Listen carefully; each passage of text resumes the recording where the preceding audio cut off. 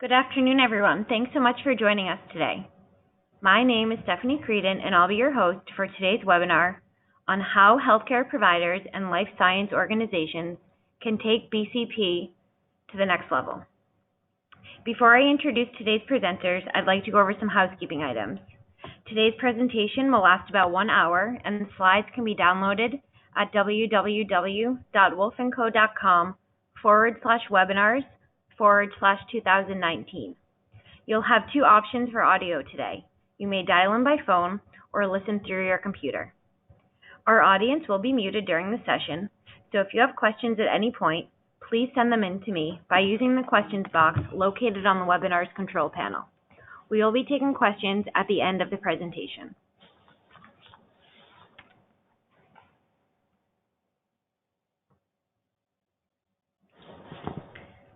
It's now my pleasure to introduce today's presenters, Tracy Hall and Mike Canarellis. Tracy is an IT assurance manager, and Mike is the director of healthcare IT audit and security practice. Thank you for presenting today, and I'll now hand the presentation over to Mike to get started. Thank you so much, Stephanie, and welcome everyone. I know I'd just like to thank you. I know how busy everyone is and how tough these are to work into your schedule. So we value that, and certainly will value your input if you'd like to reach out to us, either to ask additional questions or to get any additional information. So please do so. So Wolf & Company. I won't go too in depth. We're a 107-year-old CPA firm.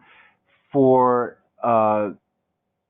us today, it's really the important part is that we have a tremendous risk management services division where our IT assurance group sits, and that's where both Tracy and I operate out of. So we have over 45 IT auditors, which makes us a very sizable group. We operate throughout the country.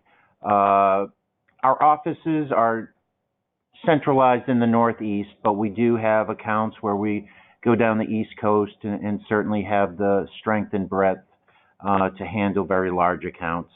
But I want to just touch upon a little bit about our healthcare group before we continue. In our healthcare group, we work with very large providers, very large healthcare networks, very large hospitals, hospices, long-term care facilities, health insurers, and pharmacies, as well as large physician practices. So that is about half the folks that we deal with. And then the other half are on the other side of the fence, really business associates of healthcare. So large SaaS software providers, folks that have a platform that are housing electronic protected health information, and as part of their diligence efforts, are being asked to comment on their business continuity plan, and either through a questionnaire or getting on the phone with that potential client or business partner, speaking through the plan, so your partner can get assurance that you've spent the proper time and have a living and breathing business continuity plan. It's interesting to note that our core services in healthcare are HIPAA security risk analysis work, high trust, both self-assessments and validated audits, the payment card industry data security standard, as well as penetration testing and other custom security engagements.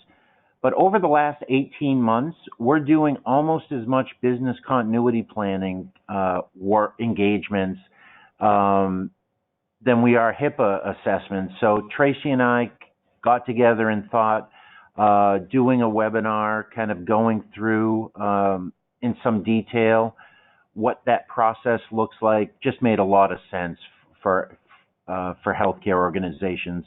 We're seeing a lot of our clients kind of looking at this as a good time to either refresh the plan or to completely kind of redo it and start that whole process of initiating a business impact analysis from the start. So, and Tracy certainly is going to get into more depth on that. So when we look at the agenda that we're going to have today, I'm going to spend a little time just going over some of the healthcare regulatory landscape, what we're seeing at our clients, what we're seeing in the healthcare vertical as a whole.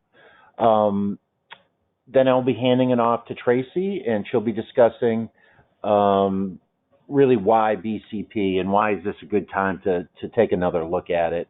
We're going to go over current BCP hot topics, as well as leaving some time at the end for some Q&A.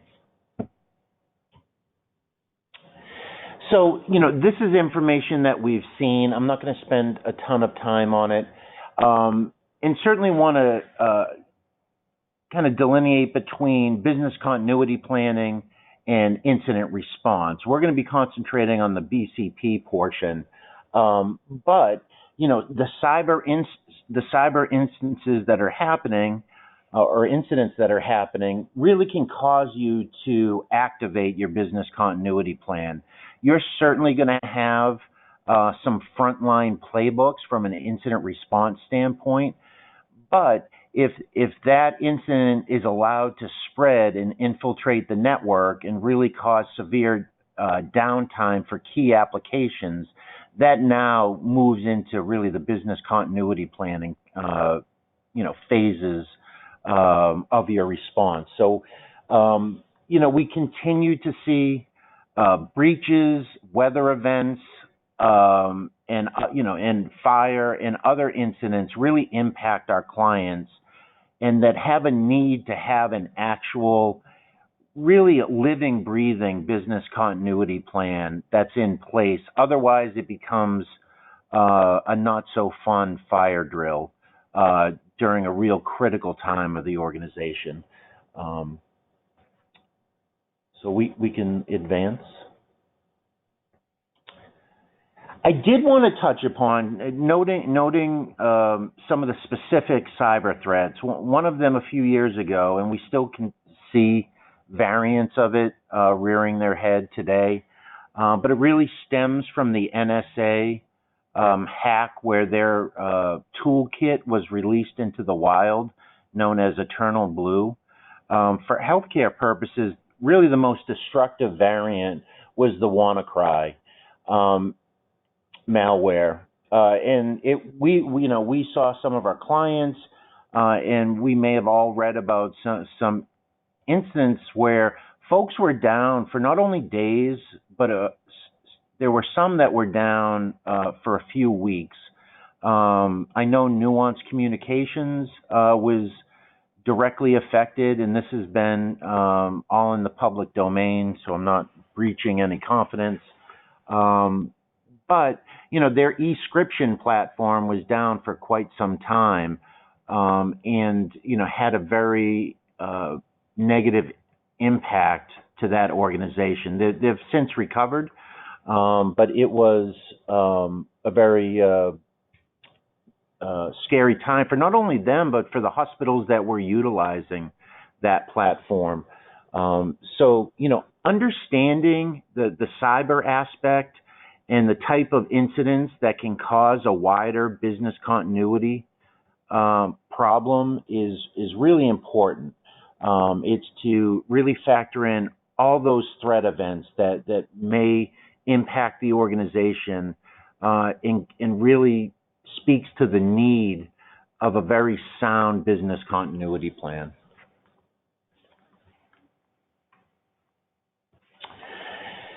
So, if you research on your own, there's plenty of references to organizations that have had substantial downtime. I know Hollywood Presbyterian out on the West Coast was on paper records for over a week.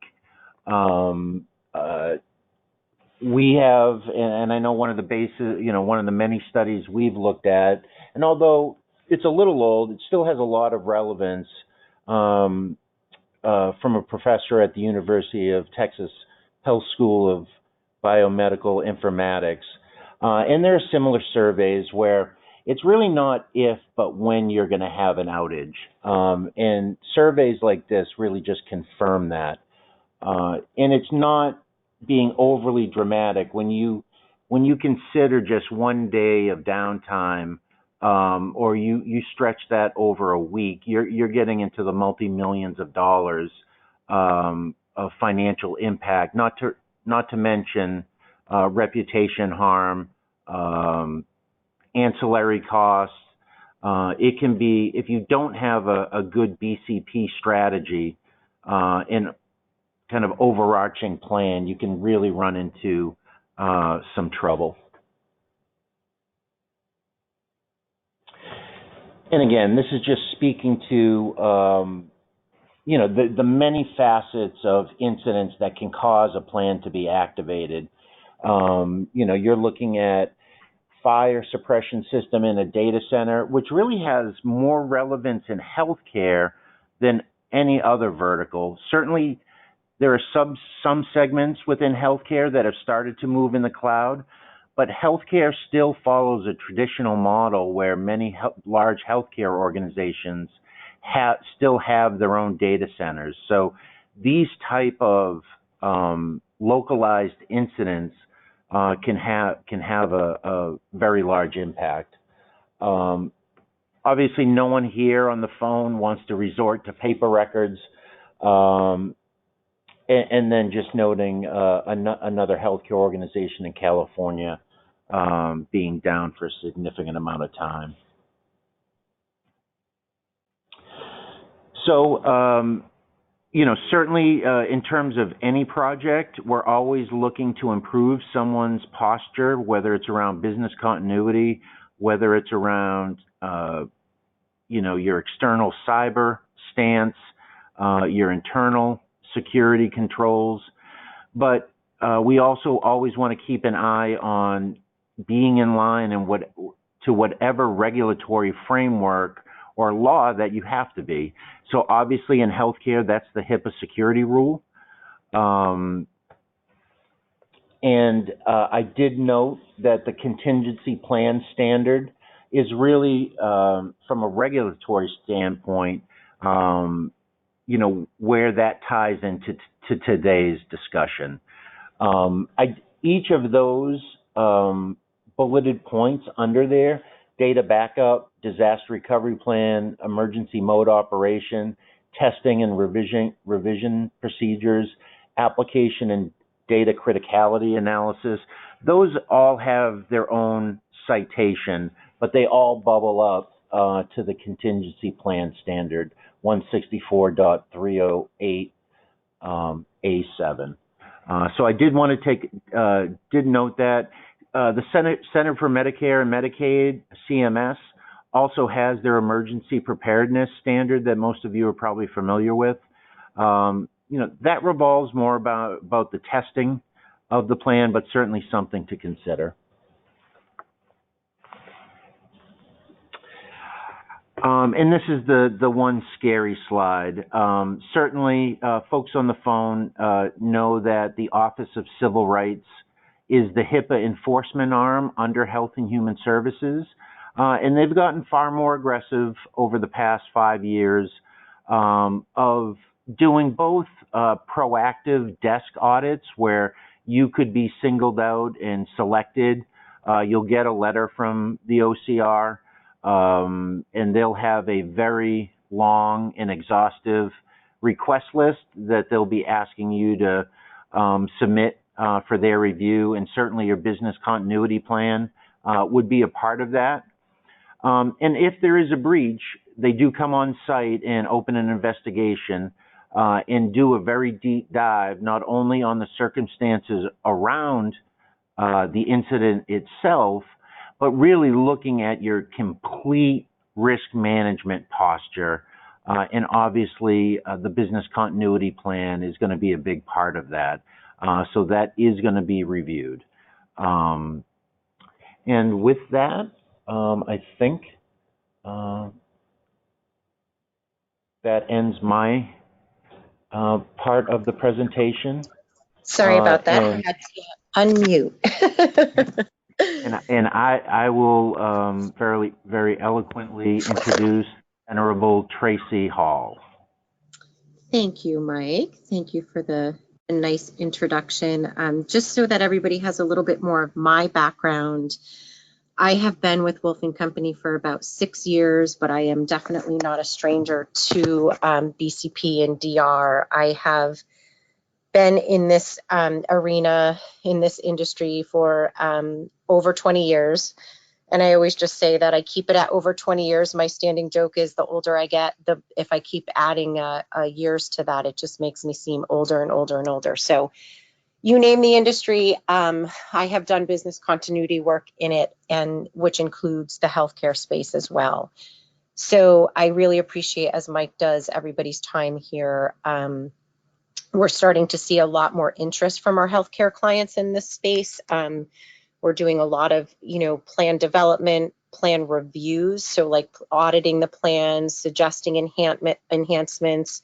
I'm getting a lot of requests for testing assistance. So whether it be conducting tabletop tests or observing testing, giving testing recommendations, which I'm going to talk about a little bit further in the presentation. We are here to sort of customize and address whatever challenges, you might be having. So we're absolutely welcome to open up conversations after this to set up, individual calls to talk about where your pain points are and how we can help them.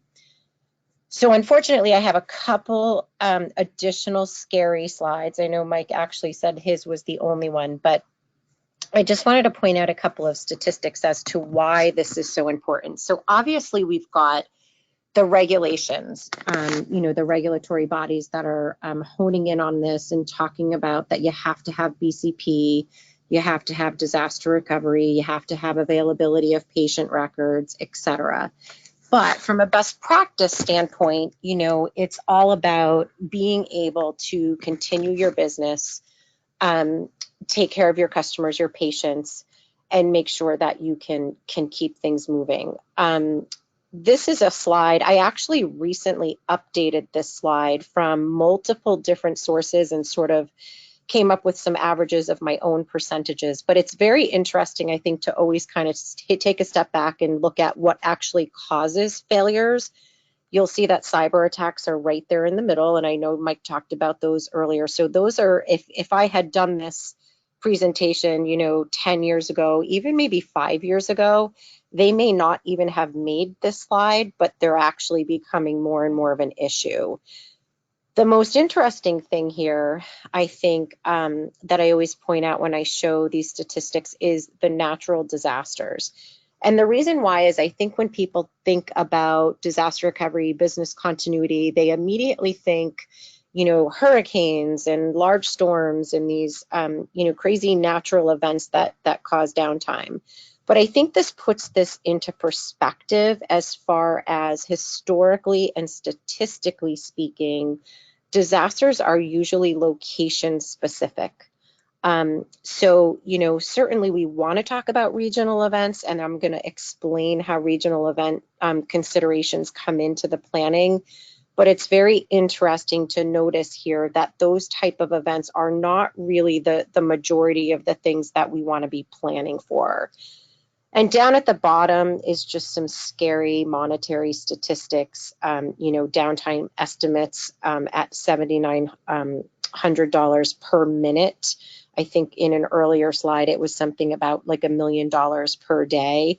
But certainly this kind of screams to the importance of, okay, we need to make sure that we have all our ducks in a row, and that if our primary data center goes down and we don't have a generator at the backup, what are we going to do if there are some regional type issues? A few more here, a couple more. 93% of businesses that experience downtime of 10 days or more file bankruptcy within 1 year, and 40% of businesses severely compromised by disaster go out of business within 6 months. This is a statistic that has not really changed over the course of my career. Actually, every about 6 months or so, I go on to see the new reports and see if things are still in line. It's surprising to me because what this suggests is obviously if a business is down for 10 days or more, you can be guaranteed that they didn't have a business continuity plan or a well thought out one. And so that's a little scary to me that those numbers haven't shifted all that much, because you would hope that, unless you're regulated to the nth degree, you would hope that people were getting a little more and more concerned. So I'm always happy when we do the events like this, that we do have participation. People want the information, they're listening, and we see every day that people are starting to confront this head on. So how do you start? What I want to talk about for a few minutes is, what does the process look like? Because I think that what I see in larger organizations, including larger healthcare organizations, is that a lot of times the process is very disjointed between the business, between technology, maybe facilities has an idea of how this is going to go. And what happens there is it causes a lot of gaps. So what we like to do is to see one thorough process from start to finish, A to Z, that encompasses all of the business operations. What it starts with is the business impact analysis. You want to perform a risk assessment, and then you want to properly make sure that you're pulling the components from the BIA and the risk assessment to properly put together a well cohesive plan. And I'm going to get into a little bit more specifics around what is included in that. So the business impact analysis, if you're on the phone, you probably, maybe not, but there's a good chance you've probably heard these terms before. What I call this is sort of the first building block to having a good business continuity program. And this is one of the areas that I find is sometimes done halfway, 3/4 of the way, maybe not even really approached in the way that it should be to capture what it really is intended to capture. But this is the process of identifying and prioritizing your critical business functions. And I'll take the word critical out for just a second, because really you should be analyzing all of your functions to determine what is critical, what can wait a little bit as far as a few days, a week, a month. And the big thing is also identifying resources that are required to support those functions in predefined RTOs, which stands for recovery time objectives. So timeframes for recovery, because we can't recover everything all at once. So we have to have this phased approach. This really needs to be business driven and not technology driven. And a lot of times I see that the IT group comes in and they say, here's the list of systems that we need to, have up and running in 24 hours and 48 hours. And, I always say, well, where did this list come from? Was the business involved? The back office operations, were they involved in determining what systems they use on a day-to-day basis? So really, this should be an exercise that, you're talking to the business units, you're asking them about their functions, what systems do they rely on? Because every single time I do this process in that way, I'm going to say the correct way, I always identify gaps that, there are systems that are not on the list for recovery that need to be.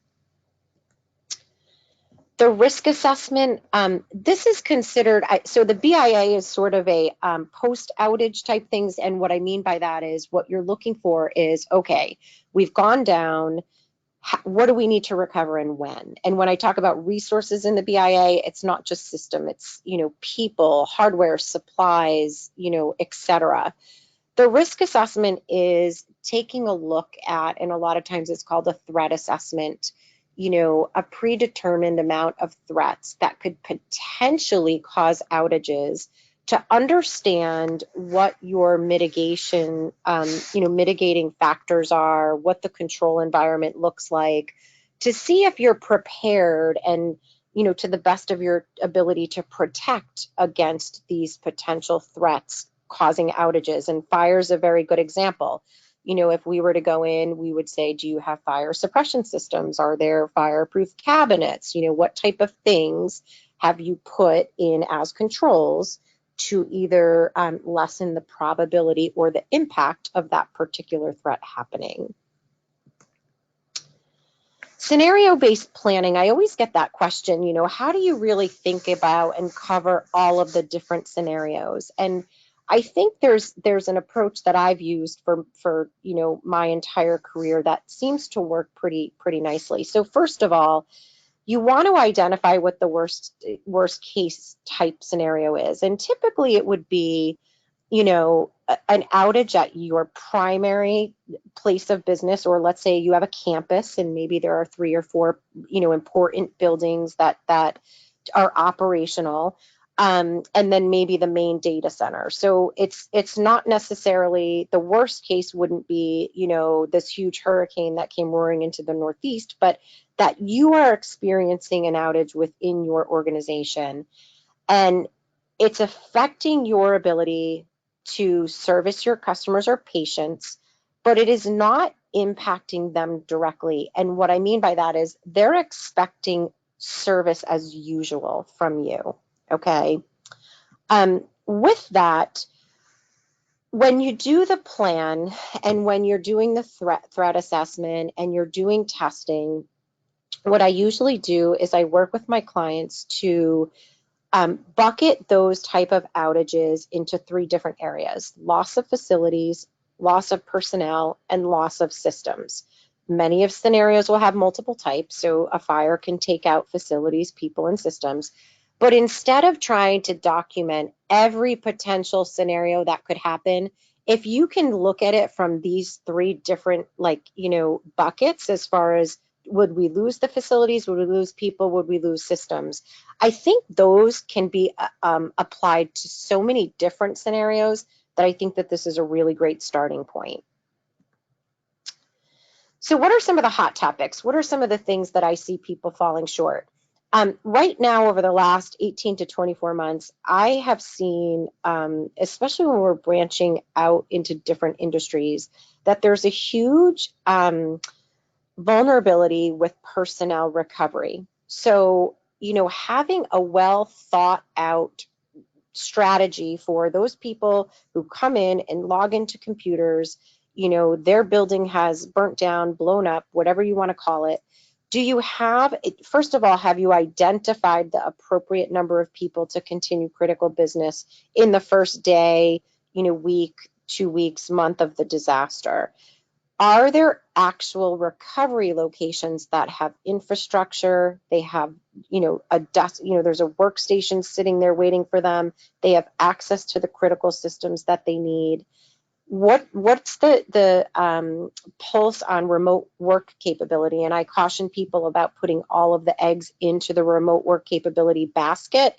And the reason for that is, even though I told you that statistically speaking, disasters are location specific, if you put your entire personnel recovery strategy into remote working, and it is a regional type of event that causes a regional power outage, and people don't have generators, they're not going to be working. Okay, so that's one that you have to really be careful. And there were a lot of white papers and studies done after Hurricane Sandy. One in particular, the SEC did a white paper specific to investment advisors. And I know that this is not the audience, but it's actually a great white paper to reference for lessons learned and things like that. And this was a huge issue because their staff is typically smaller, in numbers. So they had everybody working from home, but because this was a hurricane that took out power and some people were down for weeks, they had a really difficult time at that point, even finding hotel rooms with generators that could house people to continue their critical business. Team tasks, making sure that you've got well thought out teams to handle each phase of the disaster. They've got specific tasks and roles and things that they need to do specific to the recovery. I get asked all the time, how many teams should we have in our plan? And I say, it doesn't necessarily matter how many teams there are. It's really about making sure that there are well thought out tasks for response and recovery to, the initial assessment and declaration, the technology recovery, business unit recovery, restoration and return to normal operations, which is a huge thing that I see over and over again that is left out. There's this great recovery plan that, okay, the data center blew up, the building burnt down, we're moving people, but there's no well thought out plan documented that talks about how do we return to normal operations. Communications is another big thing. And again, not to keep going back to that SEC white paper, but I really do think it's a great resource for information and knowledge about responding to actual events. Having a really well thought out communication plan is key. It shouldn't be just for the onset of the incident. There's got to be tools and documented plans for communicating on an ongoing basis with multiple communication vehicles, whether it be text messages, calling, emails. Automatic notification systems are really big now. But having multiple ways to touch people as far as communications in case, there's internet issues or in case cell service is down.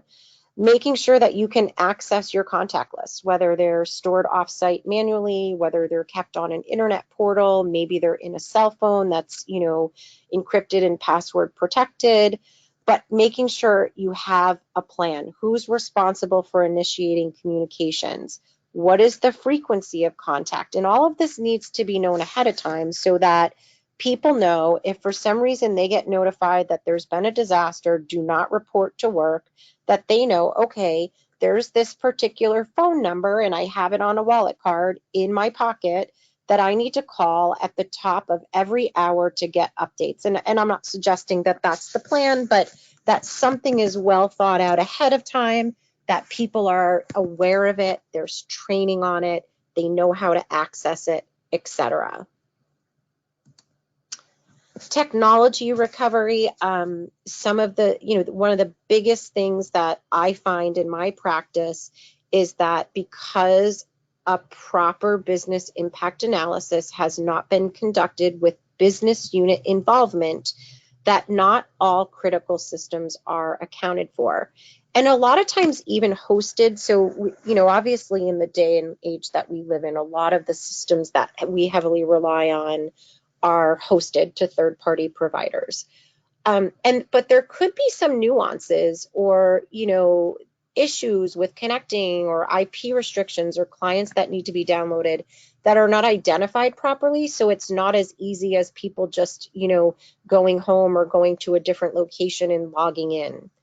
And again, making sure, are there adequate resources available for, personnel, systems, the infrastructure requirements? Is there proper hardware and software? Do you have bandwidth to, if you go to a backup data center, is there proper bandwidth that people who are now redirected to that data center instead of the primary, has that been tested to make sure that now all of these numbers could properly, that the traffic can be handled at an alternate data center location? Tracy, this is Mike. Hi, I Mike. just wanted to add, I just wanted to add real briefly, because one of the points you just made really resonated, especially in healthcare, when you're looking at even a small community hospital can have, 2,000 employees, 400 applications that are deemed critical. I mean, there's been a number of engagements that you and I have been on where inevitably we're having a conversation with the oncology group and the CIO or the infrastructure lead was like, I didn't even know we had that. Exactly. And so talking to the business line units is just super critical. Absolutely. Yeah, and thank you for jumping in to reiterate that, Mike, because as I said earlier, that's one of the common shortcomings that I find. And when I do a full engagement. And when I say full engagement, we start at the BIA, we go through the risk assessment, and we do a true plan development. One of the things that I do is after I meet with the business units and get all of the information documented for them, and I analyze, I create summary reports, I conduct what I call the IT meeting. And sometimes it's multiple meetings depending on the size of the organization. But the objective to that is to sit with the technology group or groups and go through all of the requests from the business lines to say, are you aware that they have a critical need for this system? And Mike is 100% correct.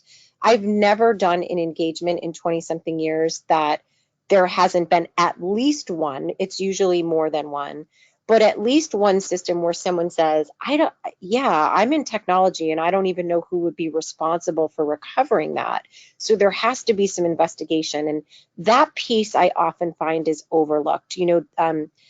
Large organizations such as healthcare organizations rely on business units having a plan and technology having a plan, but there's not a lot of bridging the gap between the two. So unfortunately, things get lost. And if you were ever to have a real life situation, there's a chance that you wouldn't have access to all of the stuff that you need access to. I just wanted to spend 30 more seconds talking about outsourcing and some of the risks with it. It's the way of the world. I'm never going to suggest that you don't do it because this is what everybody does.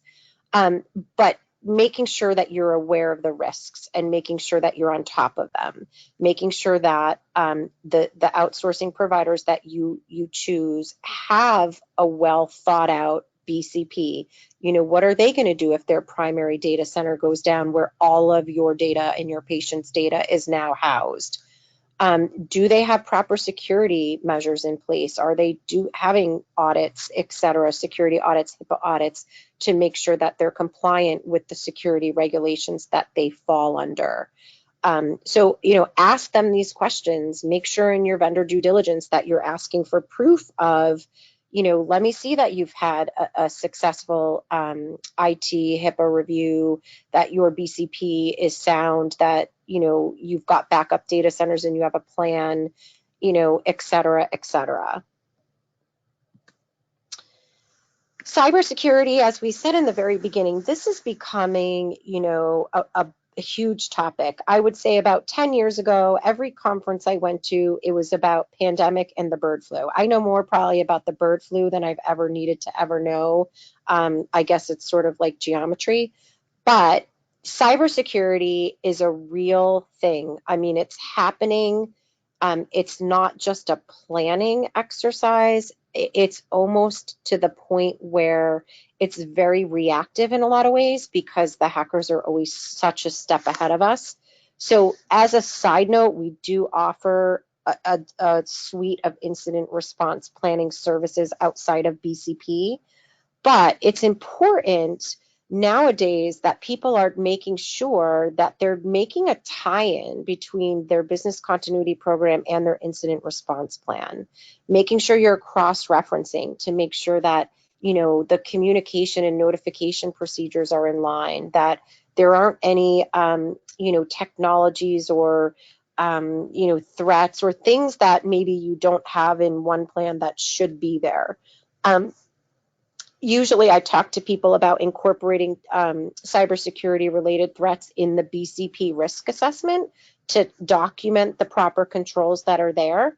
And also when we do testing, I talk about including cyber scenarios in your test, whether it just be a tabletop walkthrough, or a larger discussion. I mean, it's very difficult to simulate a cyber attack in real time. But at least you can do that as a tabletop type exercise. As far as testing goes, it's very important that your BCP DR is tested. So the plan that you create, you need to make sure can actually do what you're saying it's going to do. I'm a fan of more frequent dynamic testing. So instead of just doing one big test a year, I recommend doing a few smaller tests just so that the scope is a little bit more manageable and that you can probably fit more technologies, et cetera, in that.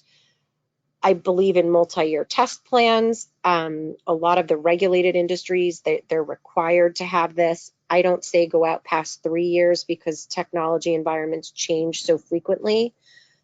Rotate your technologies. Make sure that you're not just testing one system year after year after year, or testing with the vendor and saying, yeah, we think this is it, that we think we're good to go.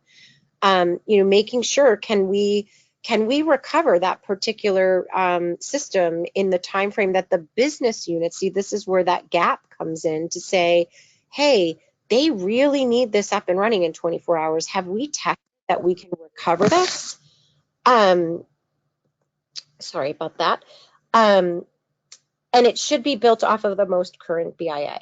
So this is another reason why you'll see that the business impact analysis comes through in every single piece of building a true BCP program. So if you don't get that right, you're going to have challenges throughout the rest of the project.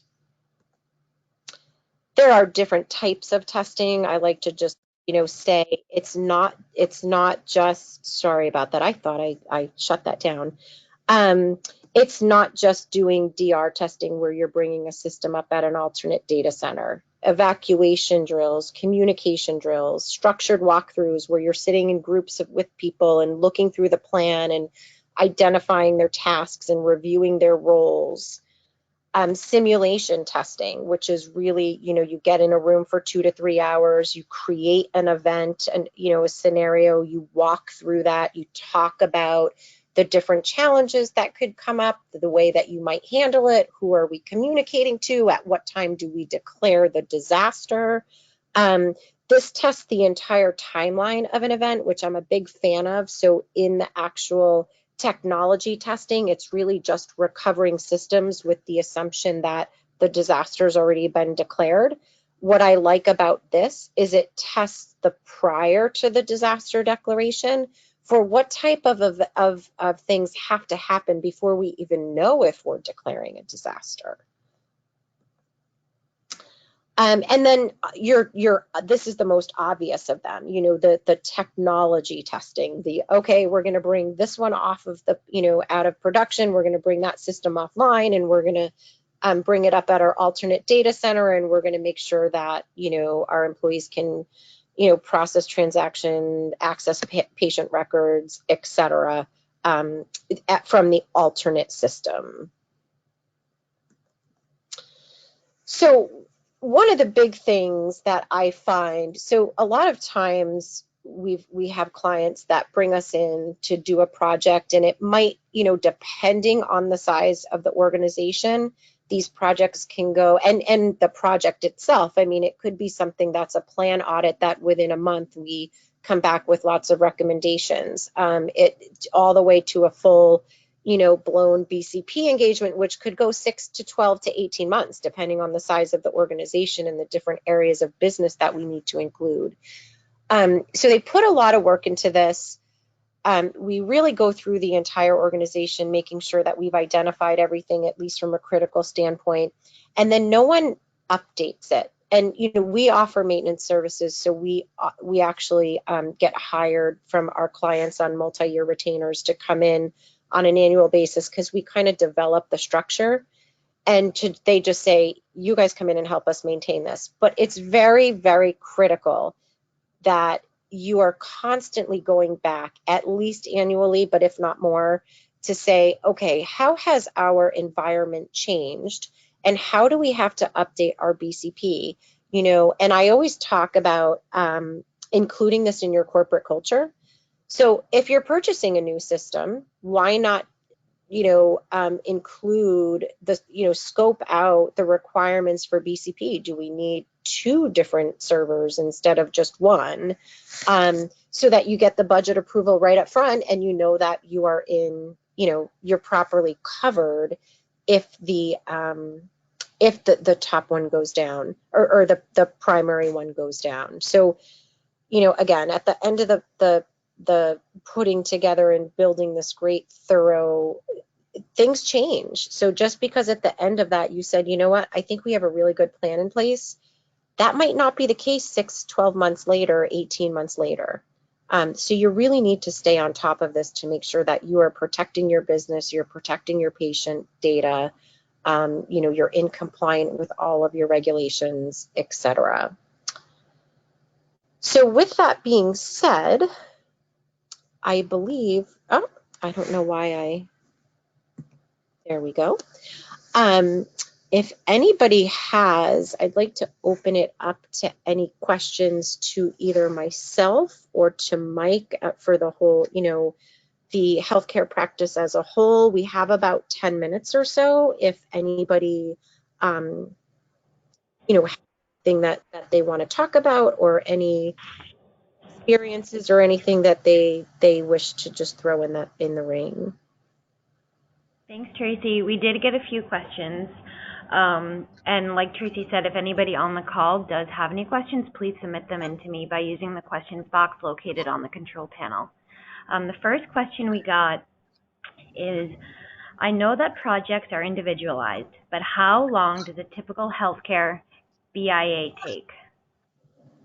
So that question may have come in prior to me talking about the timeline, and you're right. I'm not sure who asked that, but it's difficult for me to give you an actual answer without knowing how big is the organization. It's usually really based on number of departments and number of technologies or applications that we need to include. So, there have been smaller projects that, in 2 to 3 months, we can have a BIA completed. There are some that's 6 to 8. It really kind of varies. And I know that that's never the answer that anybody wants to hear, but I would absolutely encourage you to send an email to myself or Mike or both of us, and maybe we can set up a 20-minute conversation to get some additional parameters that we can properly answer that question for you. Thanks, Tracy. The next question we got is, we are a smaller organization. Can we do periodic tabletop testing to meet the testing requirements? I'm going to say no to that, in that I believe you want to include technology recovery testing in your testing as well. So just tabletop testing and sitting around saying, I think we can do this.